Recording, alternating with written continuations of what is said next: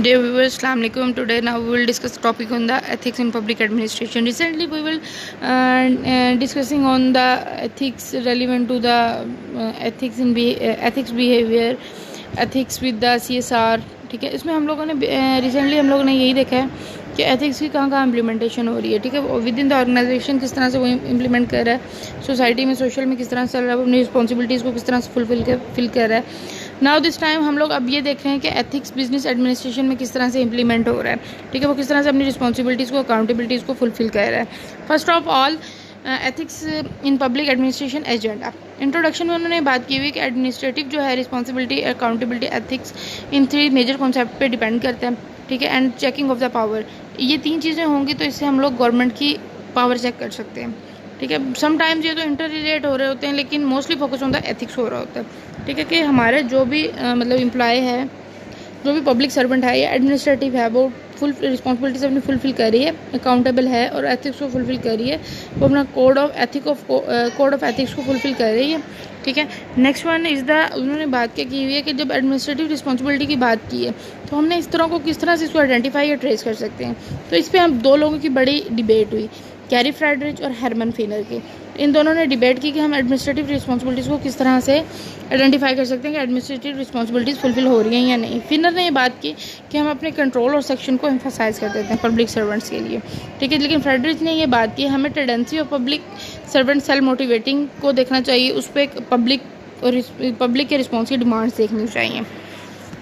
ठीक है, लेकिन फिनर ने आगे से ये बात की कि Finer define administrative responsibility into 2 ways, externally accountability and internally. ठीक है, अब इसमें जो फिनर ने बात की इसमें 2 लोग आ रहे हैं, एक एक्सटर्नल अकाउंटेबिलिटी आ रही है और एक इंटरनल आ रही है। जो एक्सटर्नल है आउटसाइड द ऑर्गेनाइजेशन होती है, जो इंटरनल है वो विद इन द ऑर्गेनाइजेशन होती है। जो एक्सटर्नल है इससे कोई भी सेकेंड कंपनी अकाउंटेबल करती है। ठीक है, आउटसाइड द ऑर्गेनाइजेशन होती है, जबकि इंटरनली हमारे पास जो है वो विद इन द ऑर्गेनाइजेशन कोई भी एक पर्सन को सिलेक्ट कर लिया जाता है, या जो भी रिस्पॉन्सिबल पर्सन होता है उसको कह दिया जाता है कि आप कंसाइजनेस करके इसको कर लें। लेकिन ये मॉरल ऑब्लिगेशन है कि हमारे पास एक्सटर्नल भी होना चाहिए, अकाउंटेबल, इंटरनल भी होना चाहिए। लेकिन मेकल हरमन ने ये बात की है कि हमें सबसे पहले अपना सेल्फ डेवलपमेंट पूरा करना चाहिए, हमारी सेल्फ डेवलपमेंट स्ट्रॉन्ग होनी चाहिए। बिजनेस एडमिनिस्ट्रेटिव इस चीज़ पर बेस करती है कि हमारी सेल्फ डेवलपमेंट क्रिएट हो और हमारी सेल्फ फुलफिलमेंट पूरी तरह से स्ट्रॉन्ग हो। तो इन 2 चीज़ों को देखते हुए हमारी पब्लिक एडमिनिस्ट्रेटिव बेटर वर्क कर सकती है। नेक्स्ट उन्होंने आर्ग्यूज़ में बात की कि हमारे ऑफिशियल्स आर्ग्यूज़ ये आ रहे हैं कि हम लोग actively expected the promote policies. कोई भी ऑर्गेनाइजेशन, कोई भी फर्म है, कोई भी पब्लिक सर्वेंट है, तो उनको सबसे पहले पॉलिसीज़ दी जाती हैं। ठीक है, टाइम टू टाइम उनमें इनोवेशंस आती रहती हैं, प्रमोशंस वगैरह आती रहती हैं, तो इस हिसाब से वो रिफ्लेक्ट करती रहती हैं। लेकिन फ्रेडरिक ने ये बात की, फ्रेडरिक ने इनको 2 कैटेगराइज में रिस्पॉन्सिबिलिटीज़ को बता दिया कि आप लोग इन 2 तरीके से भी रिस्पॉन्सिबिलिटीज़ को चेक एंड बैलेंस कर सकते हैं, ऑब्जेक्टिव वे में एंड सब्जेक्टिव वे में। ठीक है, ऑब्जेक्टिव रिस्पॉन्सिबिलिटी में हम ये देखते हैं कि जो रिस्पॉन्सिबल पर्सन है ऑर्गेनाइजेशन का, ठीक है, या तो हम ऑर्गेनाइजेशन में एक रिस्पॉन्सिबल पर्सन को ले लेते हैं, किसी को भी। ऑब्जेक्टिव हमारा ये होता है कि हमने कोई एक पर्सन सेलेक्ट करना है ऑर्गेनाइजेशन में से, या कोई भी समवन एल्स, ठीक है, जो रिस्पॉन्सिबल हो, अपनी चीज़ों को अच्छे तरीके से फुलफिल कर सकता हो, अपने अकाउंटेबल कर सकता हो, चेक एंड बैलेंस कर सकता हो, वो कोड ऑफ एथिक्स को फॉलो करता हो। लेकिन ऑब्जेक्टिव में सिमिलर अकाउंटेबिलिटी टू आंसरेबिलिटी होनी चाहिए। ठीक है, अगर कोई सिविल सर्वेंट इसको कैरी आउट करने के लिए फेल हो जाता है या पूरी तरीके से डायरेक्टिव नहीं कर सकता, तो ही और she is subjective to penalties. वो pay some penalties, pay to in case of punishment, pay to with dues. ठीक है, नेक्स्ट सब्जेक्टिव और साइकोलॉजिकल रिस्पॉन्सिबिलिटीज़ ये फोकस करती हैं पर्सनल बिलीव्स पे, फीलिंग्स पे, emphasise personal loyalty and conscience. अब बेसिकली जब हमने ऑब्जेक्टिव को देखा तो ऑब्जेक्टिव में जस्ट हम लोगों ने एक पर्सन को सिलेक्ट किया कि पर्सन हमारा जो है वो मतलब कि किस तरह से, हमें किस तरह का पर्सन सेलेक्ट करना चाहिए, वो ऑर्गेनाइजेशन से होना चाहिए, कोई भी होना चाहिए। लेकिन सब्जेक्टिव में हम लोगों ने उसको साइकोलॉजी फैक्टर देखना है। साइकोलॉजी फैक्टर में हमने ये देखना है कि उसके ऑर्गेनाइजेशन को लेकर पर्सनल बिलीव्स क्या है। ठीक है, उसको ऑर्गेनाइजेशन को लेकर पर्सनल फीलिंग्स क्या है, वो किस तरह से फोकस करता है, वो किस तरह से अपनी पर्सनल लॉयल्टी को एम्फसाइज करता है, वो अपनी कंसाइजनेस किस तरह से करता है, वो प्रॉब्लम्स को सॉल्व आउट किस तरह से करता है, वो अपनी मतलब जो कॉन्फ्लिक्ट अराइज हो रही है उसको किस तरह से कंट्रोल करता है, उसको किस तरह से रिजॉल्व करता है। ठीक है, next one is the administrative accountability can be best defined as the obligation of a public servant answer responsibility falling for the authority। Same वही बात इन्होंने भी की है कि एडमिनिस्ट्रेटिव अकाउंटेबिलिटी में सबसे ये जो है पब्लिक सर्वेंट के लिए ऑब्लिगेशन है। ठीक है, कि वो अपनी रिस्पॉन्सिबिलिटी का जवाबदेह है। ठीक है, लेकिन internal accountability holds public servant answerable to superior to their own action. अब जो हमने बात रिसेंटली की इंटरनल और एक्सटर्नल की, उसमें सबसे मेन बात ये हुई कि इंटरनल जो है वो अपने own action within the organisation का आंसरेबल है, लेकिन जो एक्सटर्नल है वो पब्लिक का भी आंसरेबल है, ऑर्गेनाइजेशन का भी आंसरेबल है, वो कंपेटिटर्स का भी आंसरेबल है। ठीक है, जो हमने रिसेंटली बात की इंटरनल और एक्सटर्नल की, जो उन्होंने दो कैटेगराइज में बात कर दी थी, लेकिन हमने उसको अब डिफाइन कर दिया है कि जो public servants within the organisation मतलब इंटरनल होते हैं वो सिर्फ ओन एक्शंस के आंसरेबल दे सकते हैं, लेकिन जो एक्सटर्नल होते हैं वो पब्लिक सर्वेंट्स के आंसरेबल पब्लिक को भी दे सकते हैं, आउटसाइड द ऑर्गेनाइजेशन को भी दे सकते हैं, विद इन द ऑर्गेनाइजेशन को भी दे सकते हैं और अपने कंपेटिटर्स को भी दे सकते हैं। ठीक है, नेक्स्ट इन द, अभी हम इतनी देर से इस पब्लिक एडमिनिस्ट्रेटिव पे बात कर रहे हैं, ये है क्या चीज़। बेसिकली हम इसको यहाँ पे देखते हैं कि जो पब्लिक एडमिनिस्ट्रेशन है ये जस्ट प्रिंसिपल, स्टैंडर्ड्स और राइट कंडक्ट का एक नाम है। हमारे प्रिंसिपल्स क्या हैं, हमारे स्टैंडर्ड्स क्या है, हमारे राइट कंडक्ट्स क्या हैं कि जो हम इम्प्लीमेंटेशन करें वो राइट है या रॉन्ग है। Same this article doing the right. ठीक है, नेक्स्ट वन, उसमें कैंथ ने यही बात की कि हम लोग एडमिनिस्ट्रेटिव को इतनी देर से डिस्कस कर रहे हैं तो हम उसको इस तरह से डिफाइन करते हैं कि जो हमारे प्रिंसिपल्स हैं, स्टैंडर्ड्स हैं और राइट ऑफ कंडक्ट जो हैं वो पब्लिक सर्वेंट्स पे किस तरह से इम्प्लीमेंट हो रहते हैं।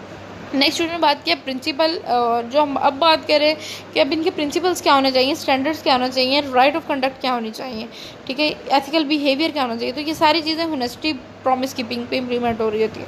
हमारे पास बेसिकली जो प्रिंसिपल है वो इसकी होनेस्टी है, हमने जो काम करना है लॉयल होकर करना है। हमारा स्टैंडर्ड ये है, हमारा की प्रॉमिसिंग होना चाहिए कि जो बात की जाए उससे पीछे ना हटा जाए, जो बात हमने कर दी है वो फुलफ़िल करनी है, जो हमारी रिस्पॉन्सिबिलिटीज़ हैं वो फुलफ़िल करनी है, जहाँ हम अकाउंटेबल हैं वो हमने उसको चेक एंड बैलेंस रखना है।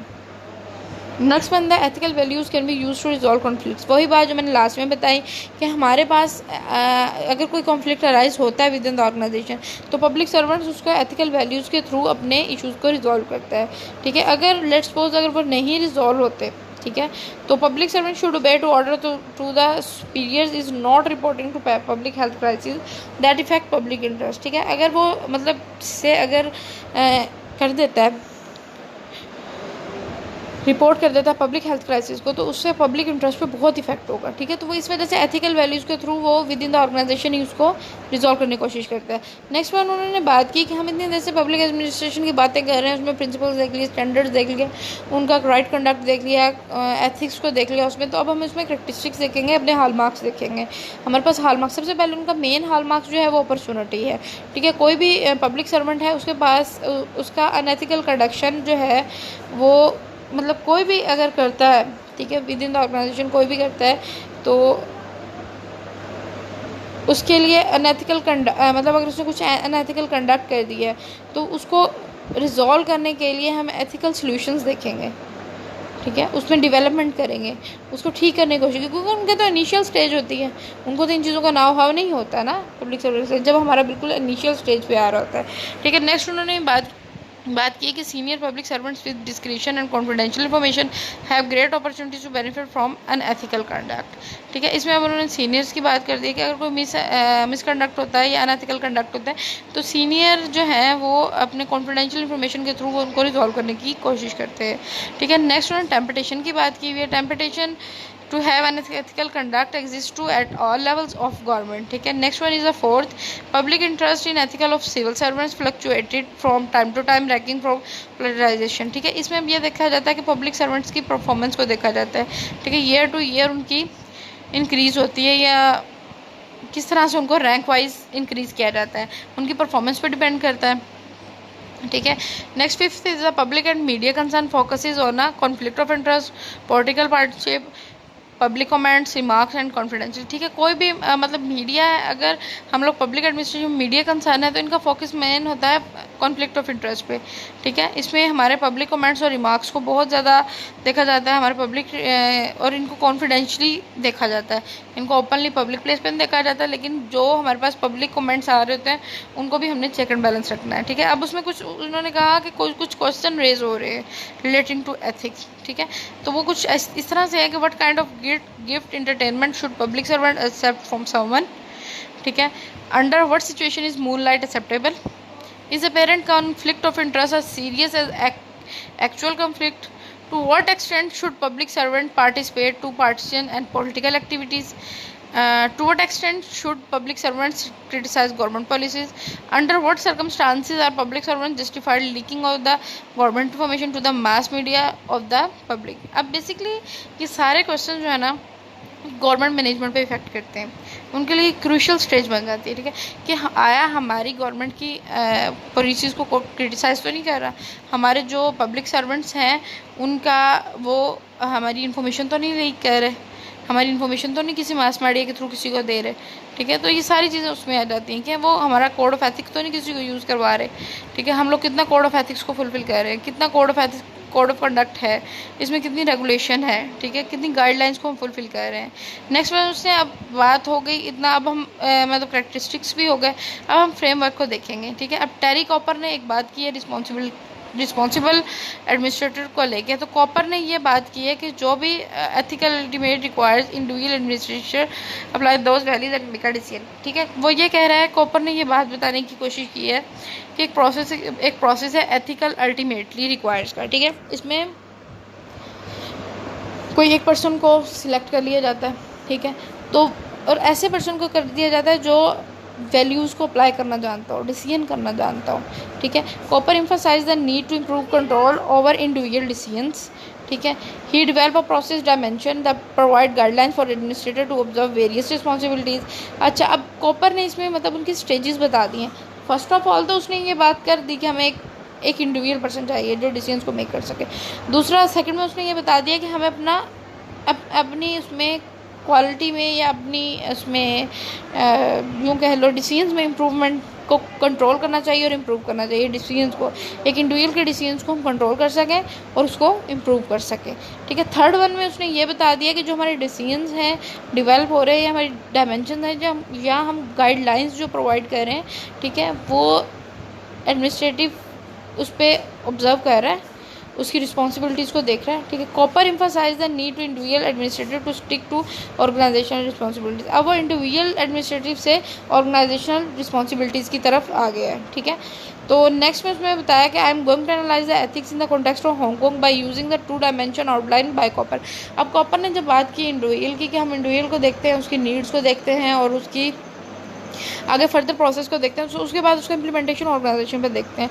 कॉपर ने इंडिविजुअल और ऑर्गेनाइजेशन को अलग अलग से डिफाइन किया। इसके हिसाब से हमारे पास केस स्टडीज़ बहुत सारी हैं, लेकिन यहाँ पे उन्होंने कुछ इस तरह से इसको डिफाइन किया है, उसकी डायमेंशंस को बताया हुआ है, एथिक्स की ना फीचर्स और डायमेंशंस को, ठीक है। सबसे पहले उसने इंडिविजुअल के डायमेंशन को बता दिया और यहाँ पे उसने एक स्टोरी क्रिएट करके आपको समझाने की कोशिश की है। The case of Hong Kong, he was a former commissioner of inland revenue who did not declare the investment in accountancy consultancy J. Enterprise, ठीक है। एंड बी, पहले में उसने क्या कर दिया, एक इंडिविजुअल पर्सन को उसने ले लिया, ठीक है, उसने 1.1 उसको ये दे दिया कि उसने अपनी इन्वेस्टमेंट डिक्लेयर ही नहीं की थी, ठीक है। बी में उसने ये बात कर दी कि उसमें कॉन्फ्लिक्ट ऑफ इंटरेस्ट इंक्रीज़ हुआ, ठीक है। Assessing the account of consultancy owned by his wife, ये इंडिविजुअल को देख लिया। In August 1999 the civil service bureau stripped Hong Kong of his position. Wong violated civil services ethics in several respect. He should not invest or become involve the business venture of any personal and official dealing. अब वो ये कह रहे हैं कि एक public servant individual है तो उसकी क्या एथिक्स है, ठीक है। उसके एथिक्स इन्होंने यहाँ से स्टार्ट कर दिए। ही डिड नॉट डिक्लेयर, ठीक है, फर्स्ट है ये पोटेंशियल कॉन्फ्लिक्ट, सेकंड है एंड थर्ड। और अगस्त में उसने फिर मतलब वो बता रहा है कि अभी उसकी जॉब शॉप चल रही है, वो सिविल सर्विस पे है, ठीक है, और not investing involve in the business venture on personal और ऑफिशियल डीलिंग्स, ठीक है। नेक्स्ट वन में उसने ये बताया Wong should not use information obtained of his official capacity to benefit family और फ्रेंड फाइनेंशियली, ठीक है। सी में उसने बता दिया CSB conflict of interest guidelines.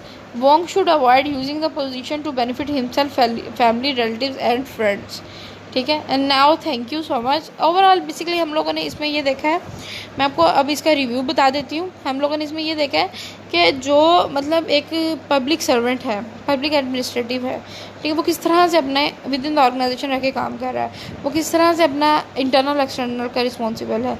जिस तरह के कॉपर ने इंडिविजुअल और ऑर्गेनाइजेशन को मतलब के अलग अलग से डिफ़ाइन किया, ठीक है। पीछे मतलब उन्होंने फ्रेडमैन ने भी उस पर डिस्कशन की, हेनरी ने भी की, ठीक है। उन्होंने कहा जी रिस्पॉन्सिबल होना चाहिए, सेल्फ डेवलपमेंट होनी चाहिए, सेल्फ मोटिवेशन होनी चाहिए।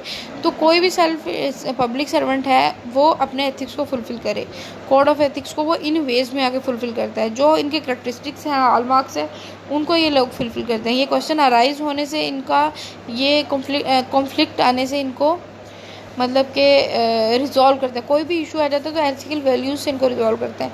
बेसिकली मैं आपको ये कहना चाह रही हूँ कि पब्लिक एडमिनिस्ट्रेटिव में जितना भी होता है उनका एथिकल वे ये है, जो मैं आपको सारा डिस्कस कर चुकी हूँ, कि वो रिस्पॉन्सिबिलिटी, अकाउंटेबिलिटी एंड एथिक्स के थ्रू वो अपनी रिस्पॉन्सिबिलिटीज़ को फुलफ़िल करते हैं। Ethical code of conduct in पे इम्प्लीमेंट होता है। ये तीनों इंटर रिलेटेड है, लेकिन एथिक्स का इन पे बहुत ज़्यादा इम्प्लीमेंटेशन है। एथिक्स को हमने बहुत सारे वेज में देखा है, इंटरनली भी देखा है, एक्सटर्नली भी देखा है, ठीक है, ऑर्गेनाइजेशन बिहेवियर में देखा है, इंडिविजुअल में भी देखा है। तो ये